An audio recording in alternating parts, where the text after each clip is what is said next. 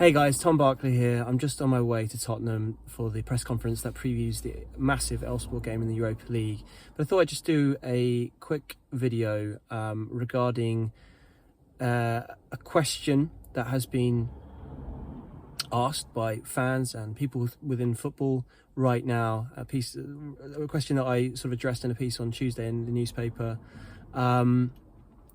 It's a question that's been on a lot of people's minds, given Daniel Levy's history of sacking managers quite relatively quickly during his 24-year tenure.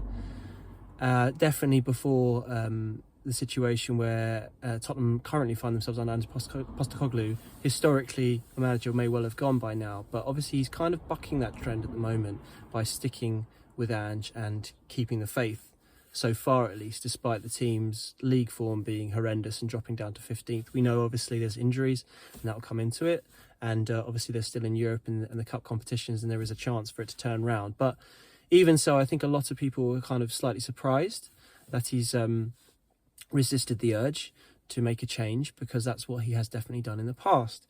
So I've got sort of 8 reasons from speaking to people, trying to get a feel for why this might be the case, why he's sticking by Ange. 8 reasons sort of explaining that based on a lot of conversations I've had to try and really get a feel for it. So the 8 reasons perhaps why he maybe has stuck by Ange so far. So the first one is, normally in the past, a sacking or a changing of the manager has been preceded by a breakdown in the relationship between the ownership, and Levy in particular, and that manager. That was the case with Harry Redknapp. I suppose it was kind of the case with Conte, although he was more having to go at the players, and the case with Pochettino. I know that Levy wasn't particularly happy with some of the comments that Pochettino was saying publicly at the time, and that was kind of where it ended. Maybe it came to a sort of natural conclusion at the time, but I'm told that it was kind of, that was part of it. But that isn't the case with Ange so far. There hasn't been this breakdown in a relationship between Levy and him. Not that so I'm led to believe. I actually asked Ange after the awful Leicester game, about his dialogue with Levy during this period, and he said he didn't speak to him too much. He sort of stays in contact regarding transfers, so I don't think they're sort of speaking regularly during this period. But from what I'm led to believe, there hasn't been a sort of breakdown in that relationship, and that's, as I say, something that's preceded sackings in the past. I think maybe part of that, back to the Levy not being particularly happy with some of Poch's public comments. I mean, Ange hasn't really done that. He's not gone down the road of criticising the higher-ups like maybe Conte would, or putting pressure on the higher-ups by some of his public statements in press conferences with the likes of me. I mean, when it comes to transfers, as we know, they haven't yet to bring in an outfield player this transfer window, and yet the nearest he's come to sort of any kind of hint of a criticism, there really hasn't been one. He's just reiterated the need for help that he thinks the players need with new players. He has said that they're playing with fire if they don't bring anyone in, and I guess when you look at his team sheets, the last couple of games he hasn't filled the bench. And yes, you could say, well, who else was there? But there are always other kids you could put on that bench to fill it out, and he hasn't done, which feels like maybe a message towards the ownership to try and bring some players in. But none of them are particularly overly critical. So that's point number 1. Point number 2 is that the players still seem to be just about behind him, from what I led to believe. They still seem to be behind him, and player power has been important in the past, maybe even too much at times. But when players have sort of lost faith, I think that message has got back to the ownership, and that has played a role. I mean, I believe Nuno Espirito Santo lost the dressing room to a certain extent. I mean, it wasn't helped by some of his decisions in the Europa Conference League, where he sort of had this like first team and the B team. Harry Winks was quite public about that, and I don't think that helped. But yeah, I think that was part of the problem, is that he sort of lost the players, as so often is the case with managers before they end. When players lose faith, that can often spark the end of it. And Conte definitely, with that sort of selfish rant about calling the players selfish in that amazing meltdown at Southampton that preceded his exit. That was part of it, but players just about seem to still be still seem to be behind the manager at the moment, so that plays into it. The third point is the fact that he's tried this so many times before, hasn't he? He's sacked so many managers. I was going through it. Yes, there was the banner the other day about 24 years, 16 managers, 1 trophy, but I think it's 12 that he sacked that are permanent managers during that period. The average tenure for a manager under Levy is 23 months, and a lot of that is heavily skewed by 5+ years for Pochettino. But he's been trying in the last, since Conte has gone for a slightly different model in the way he runs the club. Obviously, Scott Munn's come in as chief football officer. He's sort of de facto number 2. Levy's supposed to be taking a bit more of a backseat compared to normal. And I don't know how sort of definitely the case that is with everything, but for example, I was told that when Harry Kane, for example, was a young, obviously he's gone on to be like absolutely the best player in Tottenham's history, in my opinion, and a global superstar. But when he was an academy player, he was just an academy player. And I was told that Levy got sort of involved in his contract negotiations back then, which showed how he was sort of involved in every facet of everything that was going on at the club.